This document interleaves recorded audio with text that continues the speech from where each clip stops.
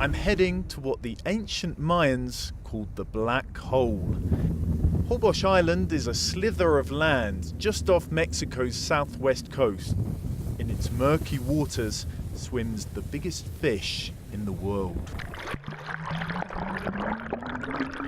This is it. The whale shark. It can grow up to 18 meters. It's got 300 teeth. It dwarfs the great white, and I'm here to go swimming with it. For only 2 months each year, it comes to feed on the plankton floating around Holbox, and hordes of tourists follow in its wake.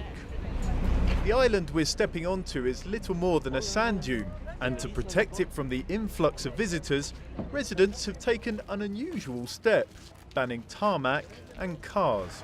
So, in Holbox, the golf cart is king of the road. Aquí están. So these are the keys to my new toy.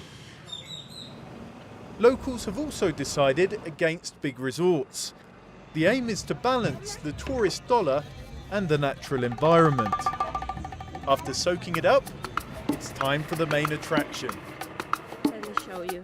First, I have some technical questions for my trusted guide, Newbie. One thing that worries me slightly is the whale shark has this huge mouth. Has anyone ever been swallowed by accident? No, not here.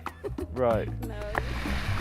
I later discovered that Newbie had never actually been in the water with the whale shark. Happily oblivious of that, I set off with our motley crew from Italy, France, Colombia, and in the case of Irma and her family, just down the road in Merida. They feed themselves with plankton, this is the plankton. So it's the biggest fish in the ocean, but it feeds off the smallest little things going here in the sea. Right there. A la una. Obviously they're sort of gentle giants and they don't eat people, but when you see all those fins going around like that, it's like something out of Jaws. Irma is keen to go in first. My plan is to see if she makes it out again.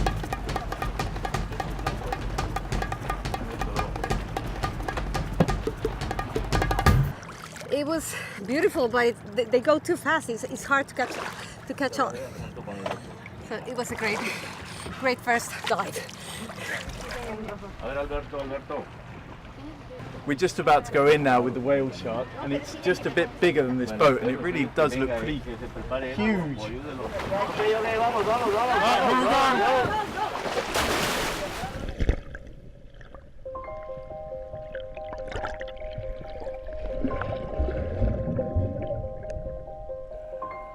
It comes out of nowhere. A huge ghost rising from the depths.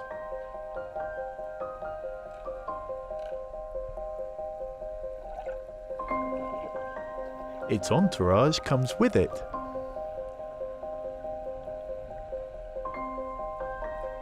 Each whale shark has its unique pattern of white spots. They're solitary animals who only come together to feed.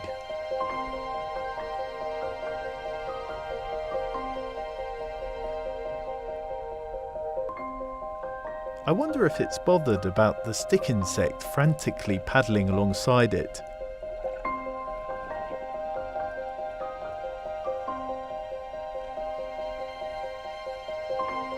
Seems unconcerned.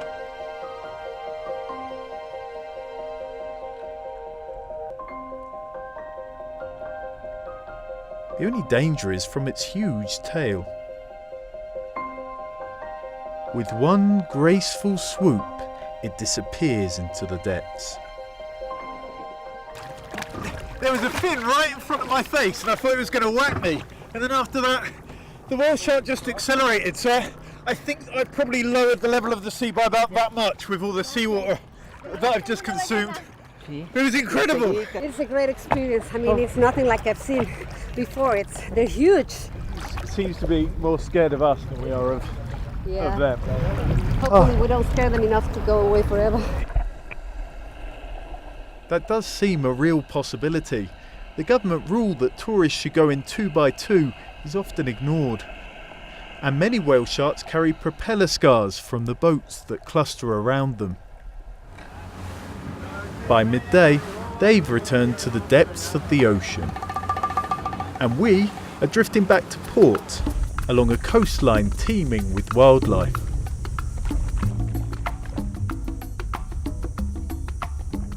Holbox is part of a national park, and much of the island is reserved for the many species of birds and the mangroves which help hold the island together.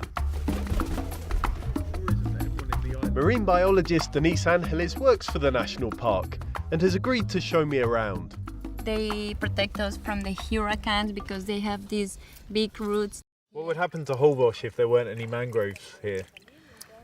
Well, as you see in the map, Holbox is very near the ocean, so if there came a hurricane or something like that, maybe we can have a lot of problems or losses of houses. Despite the island's dependence on this delicate ecosystem, there are no government rules to prevent large-scale development here.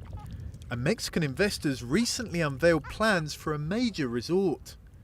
Many locals and visitors are worried that Holbox's tourism model could be changing. As you know, there are like two kinds of tourism. So the tourists that came here is because they want to be here in wild places with the nature, so they don't want to have all the services of the big hotels and all that party. So Yeah. I think that the people that came here is because they want to be here. The planned resort has been held up by the country's environmental authorities for now. But more tourists are coming to Holbox each year, and with them comes pressure for bigger hotels and more infrastructure.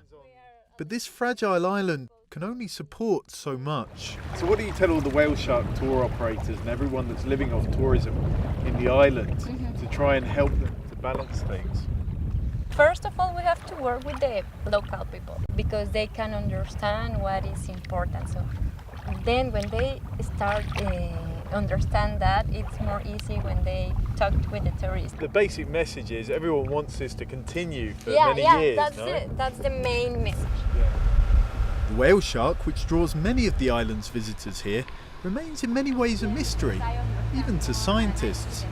What don't we know about them? Oh, I think we don't know many things about them. For example, how long they can live, where they can go before here or after here.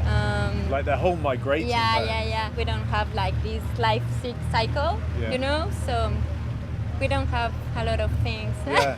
So for such a big animal, it's still managed to pass under the scientific radar. Let's go.